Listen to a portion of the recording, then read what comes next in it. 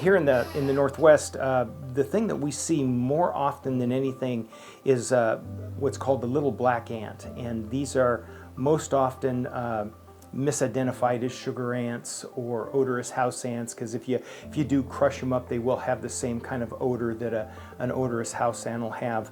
The biggest difference between these ants, the little black ant, and sugar ants is in how prolific they are. These ants lay queens that lay queens that lay queens. And so basically the colonies can get to be incredible sizes.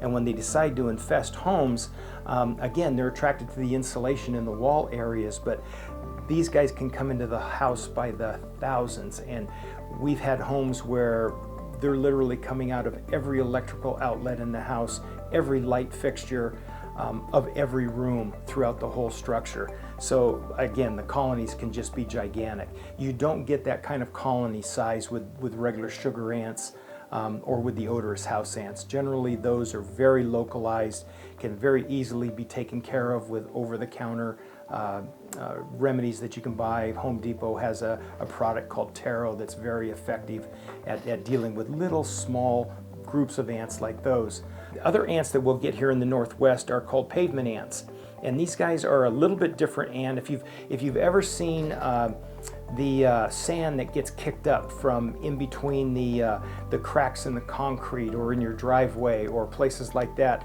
this generally is from pavement ants, and they're a slightly larger ant than the little black ant. They're kind of brownish in color, and colonies tend not to be anywhere near as large, but they always nest in underneath concrete slab areas or pavers or rock areas. They have to have that high humidity and that high moisture. And these guys just will feed voraciously on almost any type of food source, from any oils, sugars, proteins. The last ant I was going to mention was the thatching ant, and we don't see a lot of these in residential settings. These will be out in like the forested areas that you'll get up in the hills of Hillsborough, out through Gaston. And if you walk out through the forest and all of a sudden you see about a 3-foot high mound, so it's about 3 feet high by about 4 or 5 feet wide, and it just looks like a gigantic mound of nothing but pine needles. This is what the nest of a thatching ant looks like. And the thatching ant is more closely related to the fire ant that you would get in Arizona and Texas than any other ant that we have here.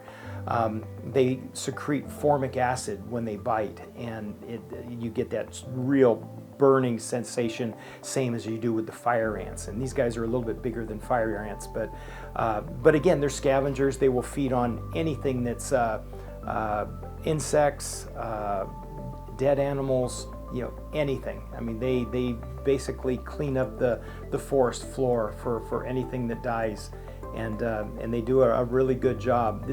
These types of ants can be extremely dangerous if you don't know what you're doing.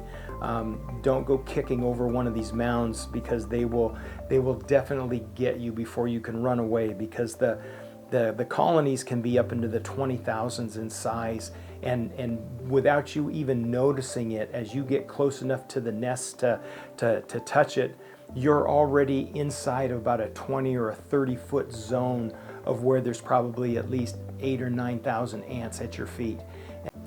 Thank you very much for watching our videos. If we can help you with anything, please don't hesitate to call. Chase and I would love to come out and take a peek, see what we can help you with. Again, Burton Pest Control, 503-645-5556. Thanks.